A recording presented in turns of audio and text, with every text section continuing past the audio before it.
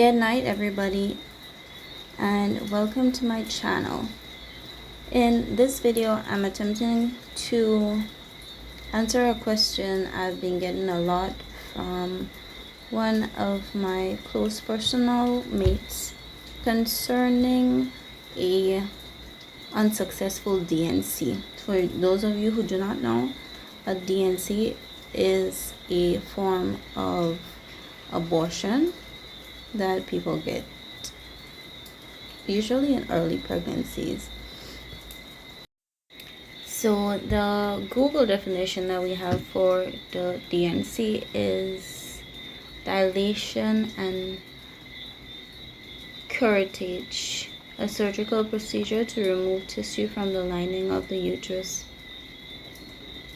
So if you have any other curiosities, I suggest you watch how it's done. Just YouTube how is a DNC abortion done. So with a failed DNC, what happens is that the fetus, the embryo, is still intact, is left intact, is left inside the uterus of the woman, possibly inside of the yolk sac, because that's what the egg turns into, this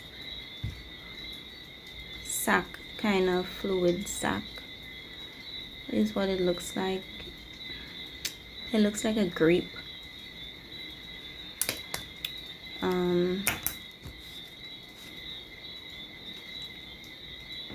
So the questions that I was getting is, couldn't you do anything at the point in time while this was happening? And the answer to that question is no. There's not really much that could be done. It's been it's been going on 5 weeks since I had this done to me, and playing back all of the scenarios, I can't say that there's really any way any individual in that position could do anything to stop that procedure mid-procedure from happening without severely injuring yourself or probably losing your life. Because there is, what's the word for this? I keep on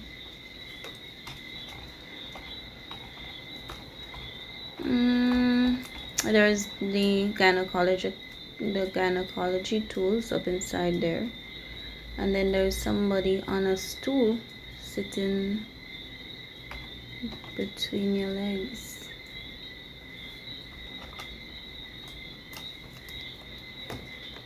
So there's not really much that could be done to stop that from happening without the individual that is being done to being severely injured or losing their life. The next question that I had was, didn't you see the signs that something like that was about to take place? I'm gonna just say that if you're in more of a trusting frame of mind, if you trust the individual that you're going to, or possibly a combination of excitement, trust, familiarity, it's a lot harder. And I think this is why in serious cases of abuse, early childhood abuse, this is I believe the reason why is usually a family member or a trusted individual that is responsible for these kinds of individuals, because they get away with it for a longer period of time.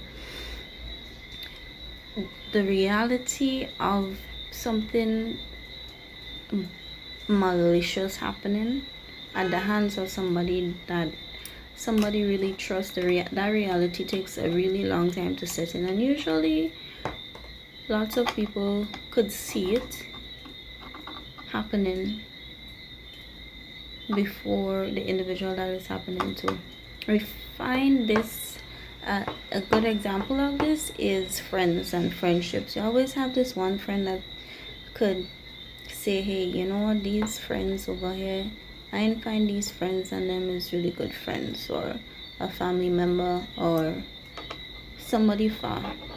Because the natural reaction, I believe, to an accusation of a loved one or a respected person or role model is to defend that individual. That is why I don't think that anybody would see outward direct signs, or even if they see the signs, it's easy to dismiss because of the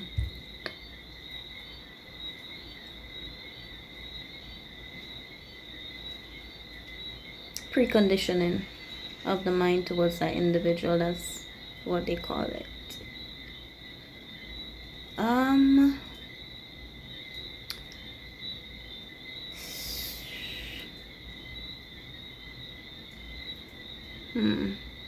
What other questions did I have?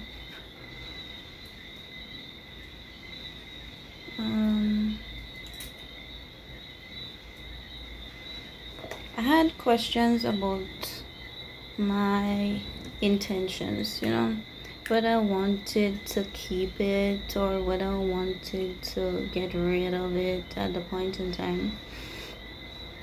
Because what really happened is that I went in the morning to just do a regular checkup, and the practitioner got the impression that it was a good idea to give the assistant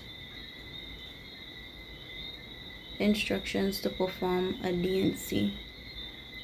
Prior to this, I didn't know what D&C was, and I didn't even know that that service was really offered by that GP, general practitioner. So I can't say that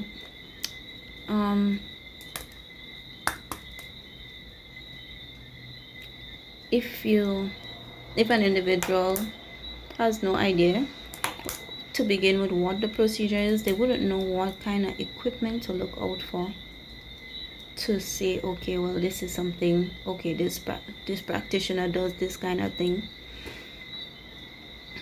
So I can't say in this situation there's really much. So for the individual who has probably been through a similar situation like this video is really meant to uplift the body of Christ, regardless of your